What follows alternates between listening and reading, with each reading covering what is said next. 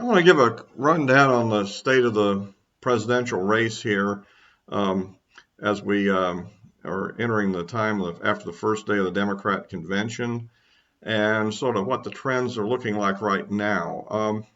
Interesting results we've seen, for instance, the Rasmussen results have varied recently between Trump being behind 3% to behind 6%. As tomorrow we'll have another update with that. We'll see what the convention how much impact it will have. Of course, only about one day of real post-convention will really be in that poll. So, so there's a lot of countervailing influences right now.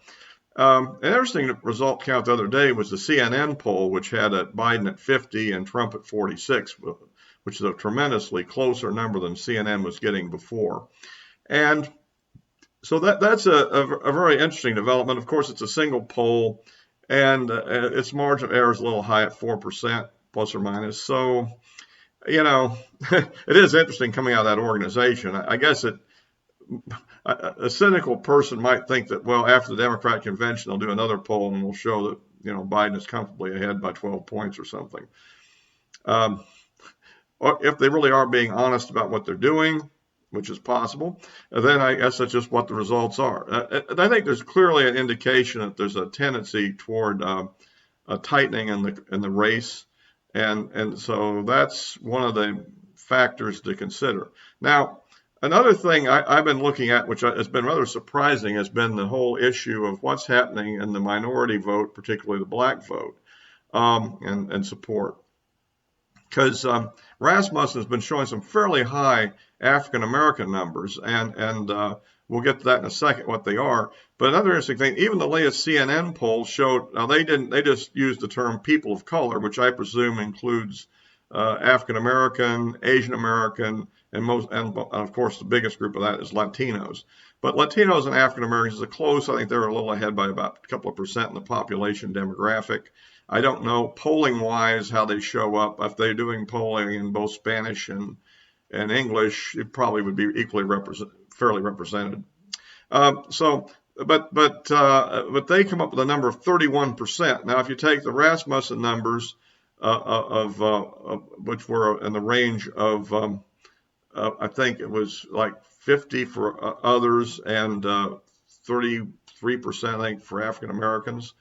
Excuse me, 46% for others, and that'll give you a weighted average of somewhere around 40% for the Rasmussen numbers versus 31% for the CNN numbers. Now, the key thing here is that I take this as sort of a confirmation of a trend that Trump is truly penetrating into the minority community's support in a way that Republicans hadn't previously. And that's an interesting news for Trump. And it could explain why the Democrats, again, as I've said in the previous video, seem to be being very radical on the race issue lately. And I think if they think they're losing in that area, you could see why.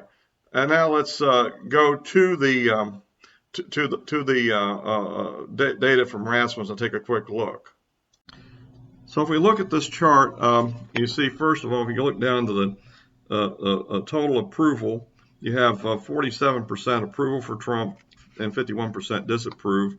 And the strong approval is, of course, 36 for Trump and strong disapproval at 43, which is kind of a nominal number, a little bit better than it was a few months ago. And I think this is a better sample than the last one I showed, is more probable from my understanding. What's interesting is the amount of GOP disapproval. That seems a little strange, but there's a fair amount of crossover for approval from Democrats here. When you look at men and women, you do see a bit of a gender gap, but not a really amazing one. I mean, really, it's only about a 1% or 2%, not the bigger one that you usually are told about.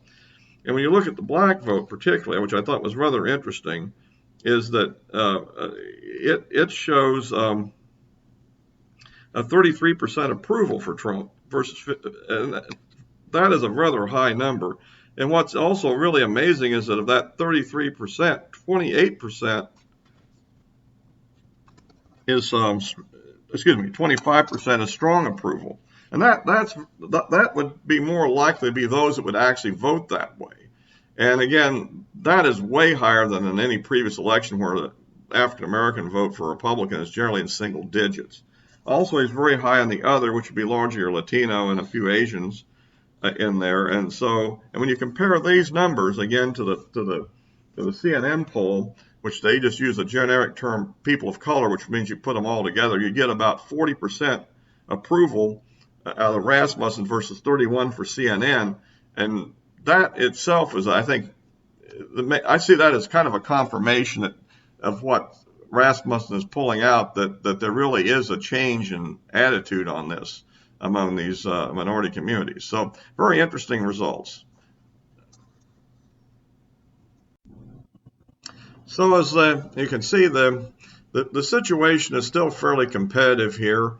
Trump has a little ways to go, although in the CNN poll, I think he was only behind 1% in the average of battleground states.